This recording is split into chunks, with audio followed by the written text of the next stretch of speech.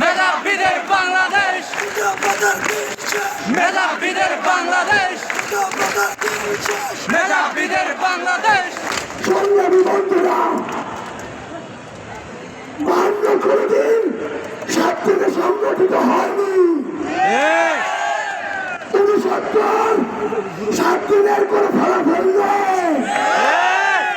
71 7 দিনের ফলাফল নেই। 90 7 দিনে সংগঠিত হয়নি। 1969 থেকে 1971, এরপরে 1990, অতঃপর 2018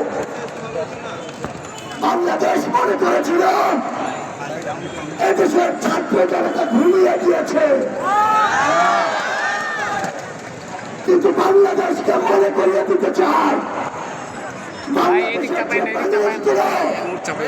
ছাত্র জনতার সাথে অন্যায় করতে চায়, বৈষম্য করতে চায়, তাদেরকে মনে করিয়ে দিতে চায় ছাত্র সমাজ ঘুমিয়ে পড়ে নাই। যখন প্রয়োজন হবে ছাত্র সমাজ 24-এর মতো আবার জেগে উঠবে।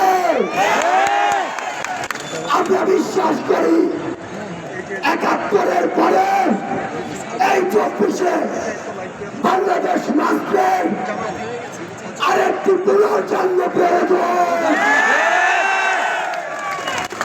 কথার দিন শেষ, বাংলাদেশ কথার দিন শেষ, মেধাবীদের বাংলাদেশ, কথার দিন শেষ, মেধাবীদের বাংলাদেশ, মেধাবীদের বাংলাদেশ। সংগ্রামী ছাত্র বন্ধুরা, কিছু মানুষ আমাদের পাঠের পরীক্ষা নিচ্ছে। আমরা কি 7 দিনে ছিনিয়ে পড়ব? আমরা কি আমাদের কাম দেখিয়ে প্রস্তুত? আমাদেরকে আমাদের দম দেখিয়ে দিতে হবে।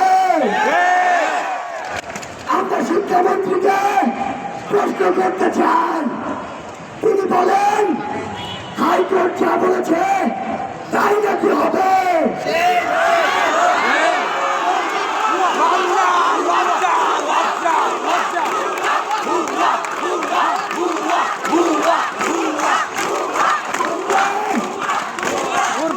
করা উচিত। আমরা শিক্ষামন্ত্রীকে বলতে চাই, প্রচার প্রতি আপনার এত দরদ কেন?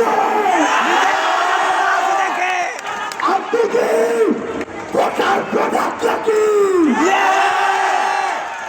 এই বাংলাদেশ যে বাংলাদেশের ছাত্র আমরা দেখি তা কথা দিয়ে করা সম্ভব নয়।